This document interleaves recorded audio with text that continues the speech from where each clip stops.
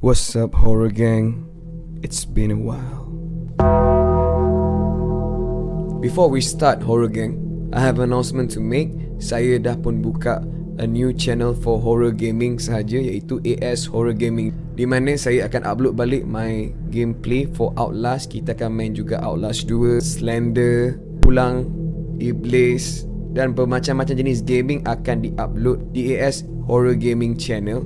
Begitu juga Scary Animation Reaction akan di-upload di sana. So, hope you guys can show your support and subscribe to AS Horror Gaming.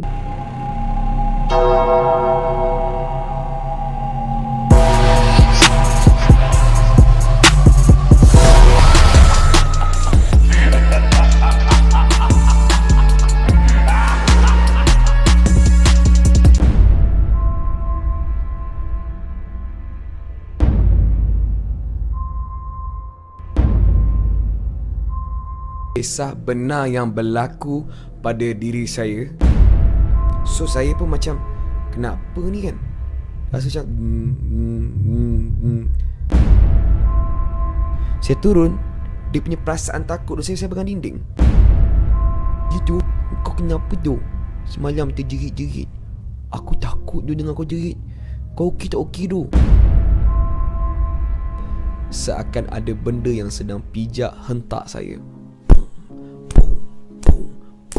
Sampai saya dekat dinding tu, mereka nampak ada bayang-bayang something, entity besar ke apa ke sedang pijak saya, dan saya menjerit kesakitan. Engkau pula jerit-jerit cinta kan, sampai aku macam tolonglah stop, sampai dia tutup telinga. Wan cakap macam ni, Faye, kau okey tak ni, Faye? Tengok kawan saya, si Faye tu, badan dia besar sikit daripada Wan. Dia dah dekat atas Wan, sambil tengok Wan macam ni. Mata Faye pada ketika itu warna putih ni tak ada. Yang ada adalah semuanya hitam. Faye ni, apa dalam badan Faye ni sedang cuba mengaku bahawa dia adalah Faye. Kalau kau betul Faye, kau ulang apa yang aku cakap ni. A'udzubillahi minasyaitonirrajim. Bismillahirrahmanirrahim. Tapi ada something saya baca, saya lupa. Saya tekuk di mata dia macam ni. Tangan saya macam ni. Tekuk mata dia, dan dia terus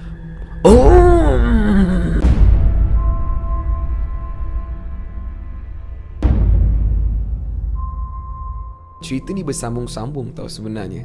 Satu persatu berlaku dekat kami satu grup ni semenjak kami bermalam di rumah budak baru dari Batu Tiga atau Ran tadi. Kita ingat balik cerita yang pertama, di mana misteri yang tak ada siapa tahu pun siapa yang sebenarnya pijak yang kononnya saya itu pada ketika waktu tidur. Kalau betul apa yang mereka nampak kena dengan timing saya pergi ambil air, siapa pula yang kena pijak dekat atas sofa itu? Kamu nampak bayang kan? Memang misteri sampai hari ini. Peringkat kedua, di mana something telah pun masuk dalam badan Faye sehingga mata dia hitam sepenuhnya dan mengacau kami yang tengah tidur. Now, peringkat ketiga, kita ingat balik nama watak, iaitu Adam. Sekarang ni kami dalam kereta Adam yang drive. So sebelah dia adalah Wan, saya di seat belakang. Kami dah settlekan satu hal. Adam ni buka mulut pasal satu kisah yang dia bermalam di rumah Ran, yang ni baru nak cerita dengan kami. Saya pun tak pasti adakah hari itu juga saya ada di tempat kejadian. Tapi apa yang Adam cerita adalah, satu malam tu kan, aku terjaga tau. Aku tak ingat pukul 2 pagi kot, nak ke pukul 3. Aku terjaga. Aku ingat aku nak kencing tau. Tapi aku perasan betul kau cakap, malam-malam kan memang tak ada tu kucing kat rumah je. Kat mana Aku pun turun bawah nak pergi toilet. Aku turun kan, sama macam kau cakap, mata aku tertengok bilik yang sebelah toilet tu. Tapi aku berhenti kejap. Kenapa aku macam Caki juga nak tengok bilik tu. Tak apa lah, aku terus nak pergi toilet. Aku buka lah pintu tu. Sekali aku buka pintu toilet tu, Caki, aku terkejut. Alamak, ada orang tua nenek je dekat dalam tandas tu. Aku macam alamak, aku dah malu gila. Aku Geram lah. Aku main buka je kan. Mestilah nenek dia dah biasa. Nenek dia tak payah kunci pintu, aku tutup pintu balik cepat-cepat. Aku tu macam tak apa lah, tahan je lah kan. Sampai besok pagi ke apa ke aku naik atas balik. Aku naik atas aku tidur. Tapi betul loh yang kau cakap, kucing tak ada, rasa seram. Lepas tu aku tengok je bilik tu. Ini yang Adam cerita semasa dalam kereta dengan kami. Wan pula sampuk, mana ada tu, itu bukan nenek dia lah. Itu dia punya orang gaji kan, Syakir kan. Dia pandang cermin kan, Syakir kan, yang kita hantar tu pun semua. Betul lah tu. Takkan orang gaji dia pula. Kau sendiri cakap kita yang hantar orang gaji dia ke bus stop. Mana orang gaji dia balik lagi ke sini? Lah, dia kata Steve sebulan kan. Dia balik Indo sebulan kan. Tu lah.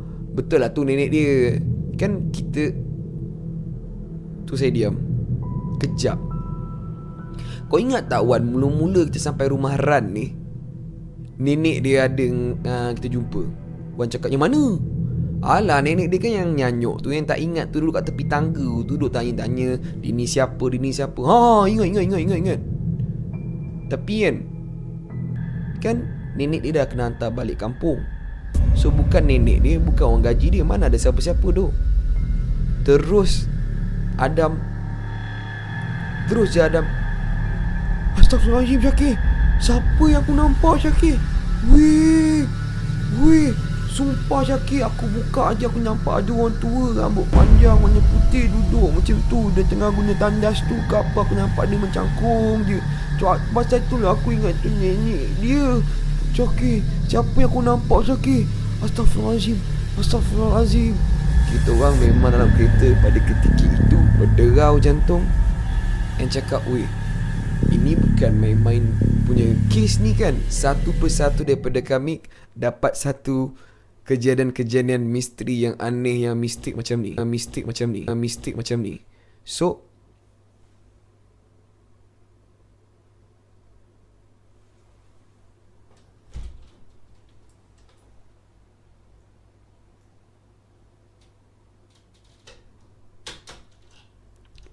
I'm not sure you guys dengar ke tak dengar bunyi terlentak tu. Macam ada bunyi orang nak buka pintu tapi tak ada orang. Macam mana bunyi orang nak buka pintu tapi tak ada orang. Okay, kita continue, jalan aja. Itu adalah peringkat ketiga ataupun kisah yang ketiga. Kita pergi ke peringkat yang keempat.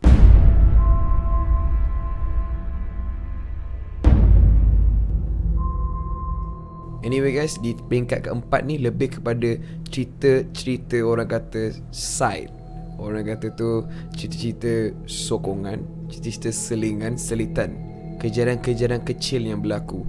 Di peringkat yang keempat, kalau korang ingat, pada ketika itu saya masih lagi study di UiTM Puncak Perdana. Jadi kadang-kadang kumpulan kami ni akan pergi dan balik hantar saya dekat Puncak Perdana. Dan budak-budak ni pun mostly duduk area-area Shah Alam juga sebenarnya. Kejadian seterusnya berlaku apabila Adam cerita pula pada saya apa yang berlaku. Ketika itu adalah selepas diorang ni hantar saya dekat UiTM Puncak Perdana. On the way balik, Adam ni drive balik, lalu kat kawasan gelap ni, siapa yang tahu jalan nak keluar daripada UiTM Puncak Perdana tahulah. Sedang mereka berborak-borak dalam kereta, iaitu Adam dan juga di sebelahnya ada Wan. Okey. Tiba-tiba je Adam tanya beberapa soalan. Wan dah mula tak menyahut, dah mula diam. Bila Adam toleh saja, Adam nampak Wan dah macam ni. Wan dah mula mencangkung macam ni, bergoyang macam ni, dan mata dia macam ni.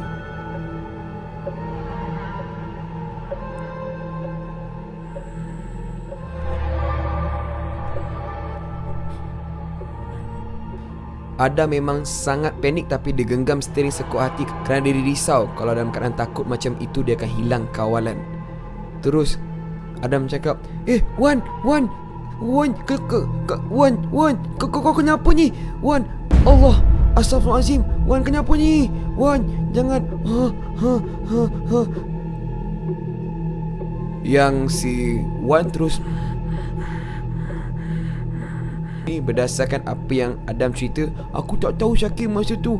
Aku dah takut gila. Aku risau kalau accident sampai aku baca apa yang aku tahu dalam hati aku sampai aku cakap sampai terkeluar kat mulut aku. Tolonglah. Tolonglah. Aku tak kacau kau. Aku tak pernah kacau kau. Kau janganlah kacau aku. Ya Allah, tolong aku. Tolonglah. Aku tak pernah kacau kau. Janganlah kacau aku. Janganlah kacau kita orang. Ya Allah, tolong aku. Kejadian tu agak lama sambil Adam masih lagi driving orang kata apa, seberhati-hati yang boleh. Sampailah dia pelan-pelan dia tengok Wan daripada macam ni.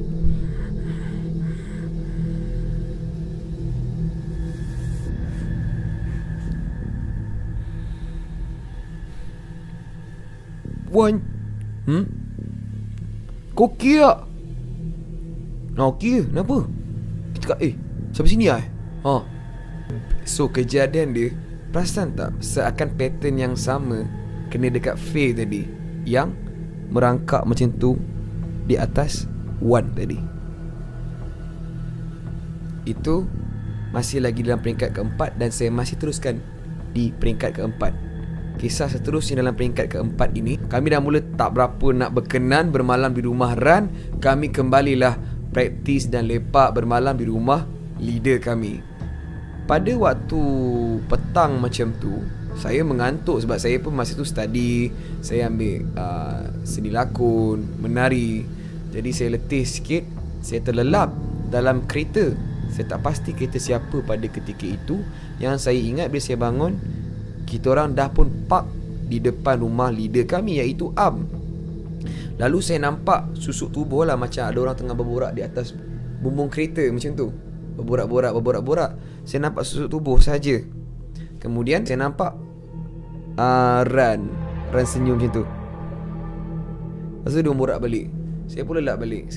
Sebab mamai kan, sebab penat gila. Bila saya keluar daripada kereta,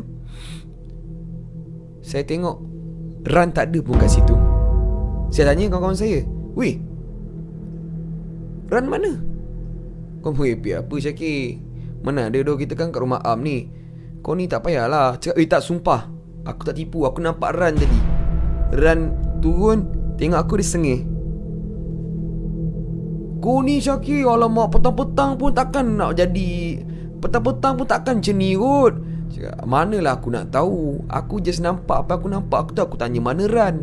Dan memang guys, confirm aku kena prank ke, aku kena apa ke, memang tak ada Ran kat situ. Kisah selingan seterusnya untuk peringkat keempat ini, saya mempunyai seorang kawan baik non-Muslim. She's a Sabahan, seorang yang famous satu ketika dulu pada tahun 2018-2019 di Bigo Apps. Kawan saya ni kita letak nama dia Brand lah. So Brand selesa kawan dengan saya walaupun kali pertama berjumpa. Dia ada sixth sense semenjak dia Form 4 ke something like that. Dia pernah cerita dengan saya. Pada zaman itu, tahun 2011, itu masih lagi di zaman-zaman SMS. Pernah dia SMS saya secara direct. Dia tanya kat saya direct je kat saya. Masa terkejut saya baca. Saya buka-buka.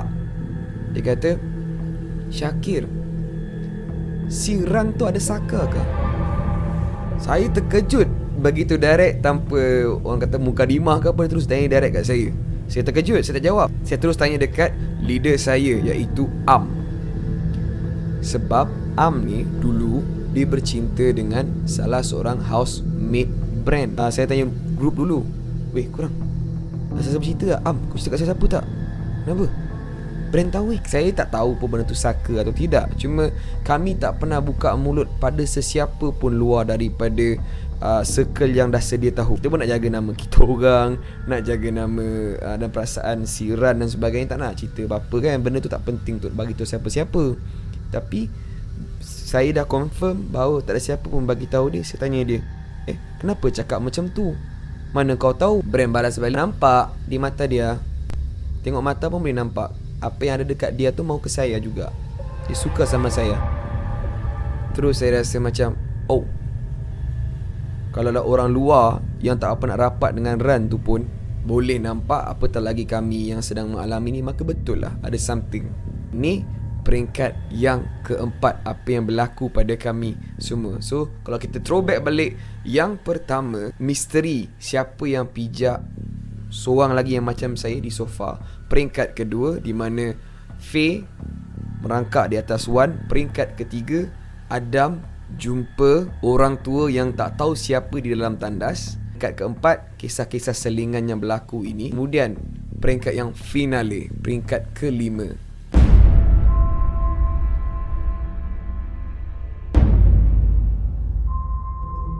Saya dengan Ran ni selalunya banyak berborak pasal idea-idea baru.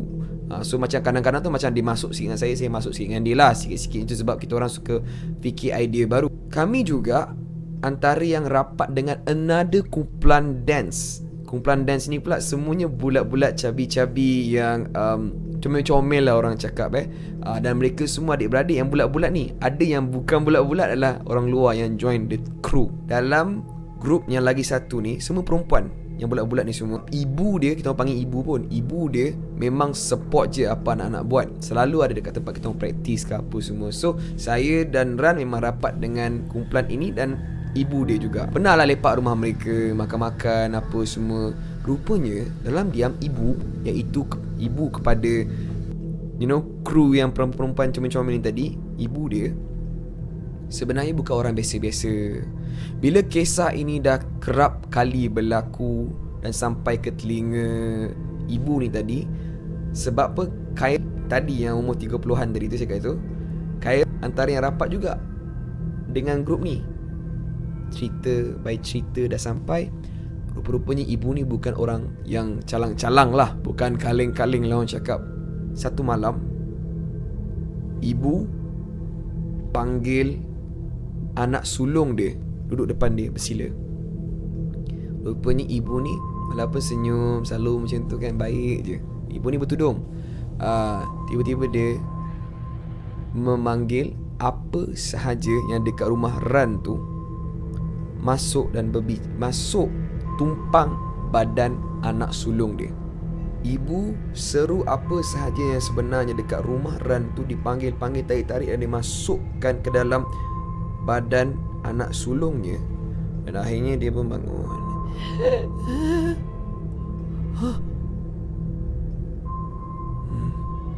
Dan dia berdepan dengan ibu. Lalu ibu bertanya dan berbicaralah kedua-duanya.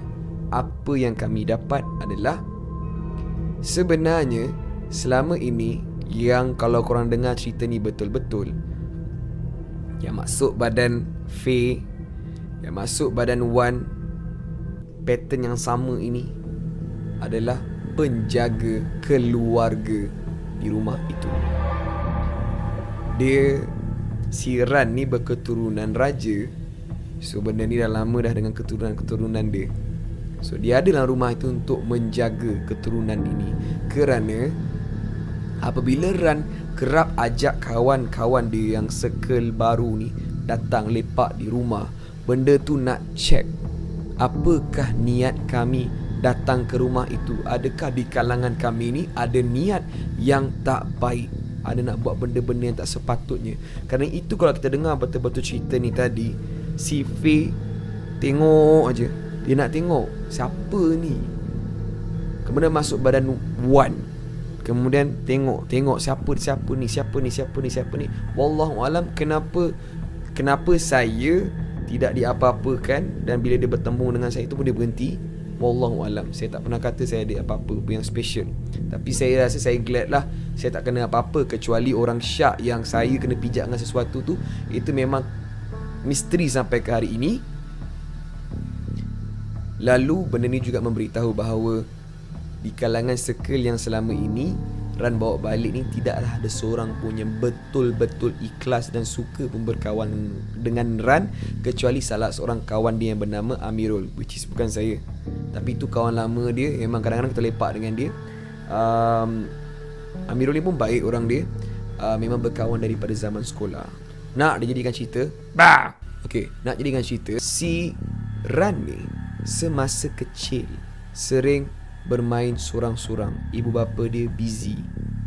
So bila dia main sorang-sorang dalam rumah, ada benda lain juga yang sama-sama main dengan dia. Dan benda ni juga dedah bahawa ada dua benda yang lain bertenggek, bergayut di belakang run ni.